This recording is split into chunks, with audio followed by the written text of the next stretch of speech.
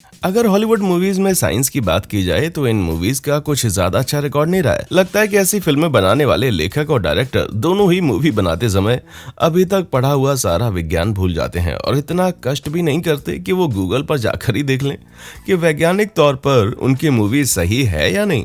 या फिर ये भी हो सकता है कि वो कुछ ज्यादा ही आलसी हैं। लेकिन जो भी हो, आज हम कुछ ऐसी मूवीज के बारे में बात करने वाले हैं जो कि वैसे तो देखने पर बहुत अच्छी लगती हैं, लेकिन असलियत में उनमें काफी ज्यादा गलतियां हैं। और मैं इन मूवीज के अंदर फ्लबर जैसी फालतू मूवीज का जिक्र भी नहीं करने वाला।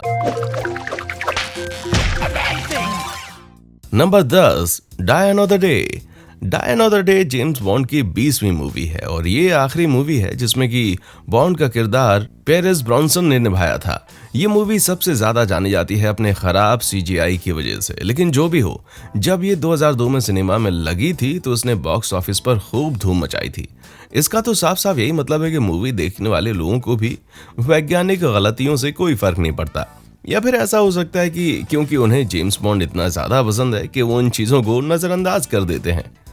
इस मूवी में जेम्स बॉन्ड नॉर्थ कोरिया जाता है और उसको रोकने के लिए अपने एक एजेंट को नकली ब्रिड में बदल देते हैं। तो आखिर ये ऐसा कैसे करते हैं? मूवी में ये दिखाया गया है कि ऐसा सिर्फ उस इंसान के डीएनए को बदलने से हो जाता है, क्योंकि उनकी माने तो डीएनए ऐसे ही तो काम करता है ना? लेकिन नहीं, विज्ञान के हिसाब से हमारे शरीर के हर सेल में डीएनए पाया जाता है और इसीलिए किसी भी शरीर से डीएनए को पूरी तरह से निकालना नामुमकिन है। और ये कहना कि उन्होंने इसको किसी तरह से बदल दिया, ये तो भाई कोई पागलपंती है। मूवी के अंदर उन्होंने ये बताया कि इस बदलाव को लाने के लिए उन्होंने किसी तरह इस इंसान के पूरे बोन मैरो को खत्म कर दिया था, लेकिन असल में ये माइलोटॉक्सिटी नाम की एक कीमोथेरेपी के लक्षण है। माइलोटॉक्सिटी से आपकी जान जा सकती है, लेकिन किसी एक एशियन इंसान को ब्रिटिश में बदलना, भाई फिर तो आप सोच ही सकते हैं कि मैं क्या कहना चाह रहा हूँ।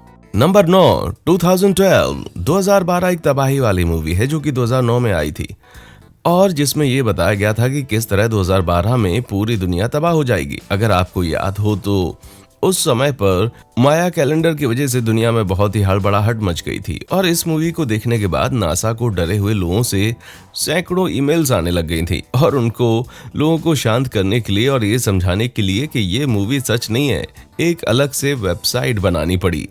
मूवी के अंदर चीजें और भी ज्यादा अजीब तब लगने लगी जब धरती के अंदर से आग के गोले उड़कर जमीन पर गिर रहे थे, जबकि असलियत में ऐसा होना मुमकिन ही नहीं है, क्योंकि न्यूट्रिनो पार्टिकल्स कभी भी किसी फिजिकल चीज के साथ इंटरेक्ट नहीं करते हैं। नासा के द्वारा बनाई गई वेबसाइट पर आर्टिकल्स के द्वारा लोगों को ये समझाने की कोशिश की गई कि कैसे ये सारी चीजें मूवीज में दिखाई गई हैं, असलियत में नहीं हो सकती। हाँ, ये सच है कि कभी कभार सोलर फ्लेयर से सैटेलाइट्स पर असर पड़ सकता है, लेकिन इससे ज्यादा कुछ नहीं। दुनिया की तबाही सोलर फ्लेयर्स की वजह से नहीं हो सकती।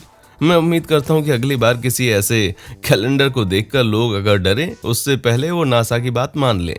Number 8, Lucy. लूसी 2014 की एक साई-फाई थ्रिलर मूवी है जिसमें कि स्कारलेट जॉनसन एक ऐसा ड्रग लेती हैं जिससे कि वो अपने दिमाग को 10% की बजाय जितना कि बाकी इंसान इस्तेमाल करते हैं पूरी तरह इस्तेमाल कर सकती हैं। जब उसका दिमाग पूरी तरह से चलना शुरू हो जाता है तो वो टेलीकिनेटिक तकनीकों की मदद से पूरी मूवी में सिर्फ अपने दिमाग से ही चीजों को इधर से उधर हिलाते हुए पाई जाती हैं। और ये इस मूवी के रिलीज होने के बाद ही हुआ है कि लोगों को इस चीज का पता चला है कि इंसान अपना सिर्फ 10% ही दिमाग इस्तेमाल कर पाते हैं।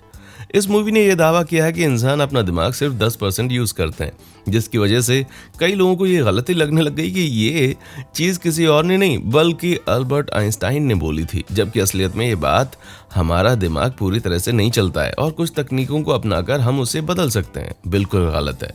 हालांकि साइंटिस्ट को कुछ अनुमान है कि हमारा दिमाग किस तरह से चलता है, लेकिन फिर भी कोई भी चीज इस चीज का दावे से नहीं कह सकती कि असल में हमारे दिमाग में चीजें चलती कैसे हैं। Number 7, star Wars. Star Wars अभी तक सिनेमा की हिस्ट्री की सबसे यादगार मूवी है। सबको मालूम है कि एक TIE फाइटर कौन है और ये सिर्फ उसकी इस खींची हुई आवाज की वजह से ही हो पाया। एक शिप के कैनन की आवाज कैसी होती है और एक ब्लास्टर कैसे सुनाई देता है। इस मूवी की ये चीज मशहूर है कि स्टार वॉर्स को इनके बिना सोचना भी मुश्किल है। हालांकि असलियत में ऐसी कोई भी आवाज स्पेस में नहीं होती है। ऐसा इसलिए है क्योंकि आवाज एटम्स में वाइब्रेशंस की तरह जाती है और क्योंकि अंतरिक्ष के वैक्यूम में एटम्स नहीं होते तो इसलिए ऐसा हो ही नहीं सकता। स्टार वॉर्स को बारीकी से देखने पर आपको और भी ज्यादा कमियां मिलेंगी और इनके बारे में जानने के लिए आप नील डिग्रासे टायसन का ये ट्वीट पढ़ सकते हैं। उसने सबको ये दिखाया कि BB-8 जो कि एक मेटल की बॉल है, रेत पर बिना रुके चलती जाएगी और स्टार वॉर्स का सितारा इतना शक्तिशाली है कि वो एक बारी में 10,000 प्लैनेट्स को बर्बाद कर सकता है। ये तो भाई साहब पता चल रहा है कि उनको ये खास पसंद नहीं आई और उन्होंने ये भी बताया कि जैसे उन्होंने बताया कि प्रोमेथियस से सैकड़ों मील दूरी पर वहां एक दूसरी गैलेक्सी में वो चले जाते हैं, लेकिन असलियत में अगर कोई ऐसा करे तो वो जुपिटर के पास पहुंचेगा। शुक्रिया नील। नंबर 6, इंडियाना जोन्स और the kingdom of the crystal school. ऐसा ही जॉर्ज लुकास से जुड़ी हुई खबर इंडियाना जोन्स की ये मूवी भी कई कारणों से इस लिस्ट में आना डिजर्व करती है, लेकिन मैं सबसे पहले उस चीज की बात करने वाला हूं जो कि मूवी बनाने वालों की नजरों के सामने होते हुए भी उन्होंने नजरअंदाज की। वो है भौतिक विज्ञान। मूवी में इंडियाना जोन्स एक न्यूक्लियर बम टेस्ट करने वाली साइट पर फंस जाती है, लेकिन एक फ्रिज में छुपकर खुद को ब्लास्ट से बचा लेती है। मुझे ये बताइए कि अगर इंसान को पता हो कि उसके पास बम फटने वाला है तो वो उस समय पर सबसे पहले फ्रिज खाली करने की सोच रहा है? ऐसा तो कोई भी नहीं करेगा। साइंटिस्ट डेविड शेजनर जो कि शायद कुछ ज्यादा ही खाली हैं, इसलिए उन्होंने एक वेबसाइट जिसका नाम overthinkingit.com पर अच्छे से ये बताया है कि कैसे एक ब्लास्ट से आपको फ्रिज नहीं बता पाएगा। अंत में आपकी मौत होना लाजमी है। नंबर 5, आर्मागेडोन। आर्मागेडोन 1998 तबाही पर बनी एक मूवी है जिसको माइकल बे ने डायरेक्ट किया है, जिनको की साई-फाई फिल्में बनाने के लिए अच्छा नहीं माना जाता। मूवी में नासा कुछ आम लेबर करने वाले लोगों को अंतरिक्ष में एस्टेरॉयड को रोकने के लिए भेज देते हैं। आर्मागेडोन में इतनी सारी साइंटिफिक गलतियां हैं कि इसकी कुल गलतियां गिनने के लिए नासा ने अलग से लोगों की एक पूरी टीम बिठाई थी और इसके बाद पता चला कि इसमें सैकड़ों गलतियां हैं। जब वो लोग पहली बार एस्टेरॉयड पर चढ़ते हैं तो पूरी तरफ आग लगी हुई थी, जो कि वैक्यूम में हो ही नहीं सकता क्योंकि आग के जलने के लिए ऑक्सीजन की जरूरत होती है। इसके बाद एक स्पेस शटल एस्टेरॉयड से टेढ़े होकर उड़ता है, बिल्कुल प्लेन की तरह, जिसकी कोई तुक ही नहीं बनती। क्योंकि अंतरिक्ष में कोई हवा नहीं होती, इसलिए ये तो सोचना भी पागलपंती है। आप यहाँ से सीधा उड़ जाएंगे क्योंकि यहाँ कोई ग्रेविटी भी नहीं होती। इस मूवी के हीरोज को बताया गया था कि वो 11 मिनट तक 9.5 जीज महसूस करेंगे, लेकिन असलियत में बिना ट्रेनिंग के कोई भी इंसान 9.5 जीज महसूस करते ही बेहोश हो जाएगा। मुझे तो ये समझ नहीं आ रहा कि आखिर इन्होंने लेबर करने वाले लोगों को अंतरिक्ष में भेजा क्यों। Number 4, the dark night rises. The dark night rises Nolan Batman की ट्रायोलॉजी की तीसरी मूवी है जो कि सबसे ज्यादा बेन की अजीब आवाज के कारण जानी जानी चाहिए, लेकिन बजाय इसके लोग इसको इसकी गलतियों की वजह से जानते हैं। आखिर में बैटमैन अपने बैटकॉप्टर का इस्तेमाल करके बम के फटने से 2 मिनट पहले गौतम से बाहर ले जाता है। अपनी गर्लफ्रेंड को प्यारी सी किस देकर और कमिश्नर गॉर्डन से ढेर सारी बातें करने के बाद वो बॉम्ब को कुछ आखिरी 1 मिनट में बंद करता है और उसको गौतम शहर से बाहर आने में कुछ 30 सेकंड लगे होंगे। अगर हिसाब लगाया जाए तो उसके पास 10 मील तक जाने के लिए सिर्फ 40 सेकंड्स थे, जो कि असंभव है। इसका मतलब ये हुआ कि बैटकॉप्टर कुछ 900 मील प्रति घंटे की रफ्तार से चलता होगा, जो कि दुनिया के किसी भी हेलीकॉप्टर से 3 गुना ज्यादा तेज है। अगर हम मान भी लेते हैं कि बैटमैन ये करने में सफल हो गया, तो गौतम शहर का क्या? भले ही बैटमैन ने गौतम को फटने से बचा लिया हो, लेकिन अगर वहां पर रहने वाले लोग कैंसर से मरना नहीं चाहते तो उन्हें वो शहर छोड़कर जाना ही पड़ेगा।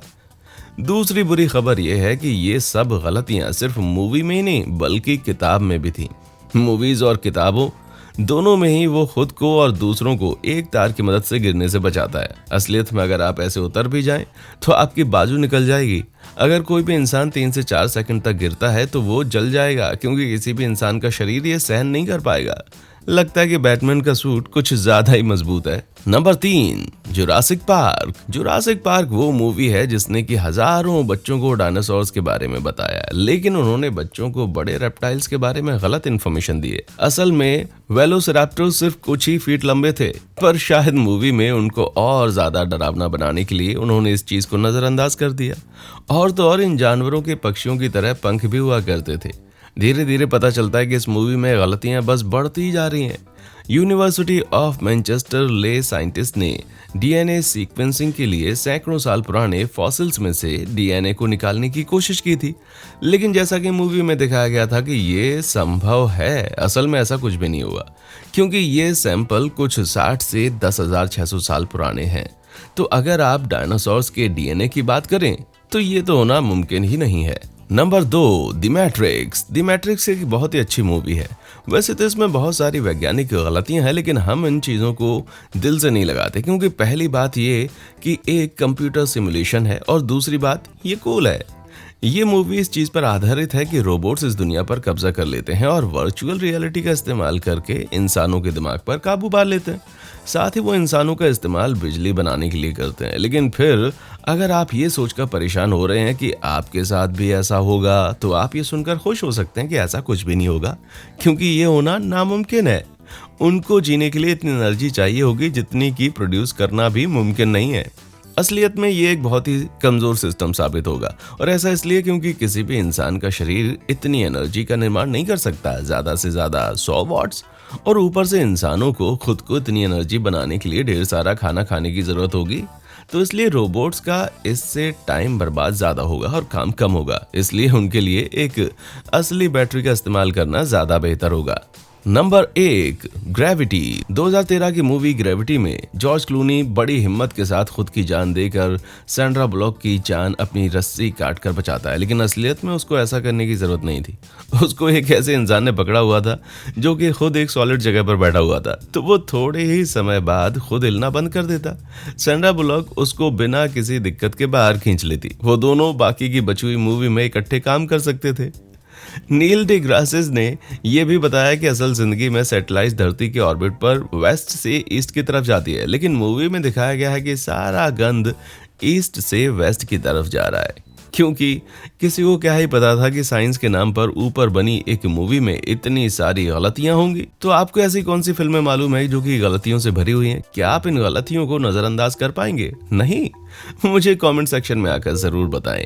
देखने के लिए शुक्रिया।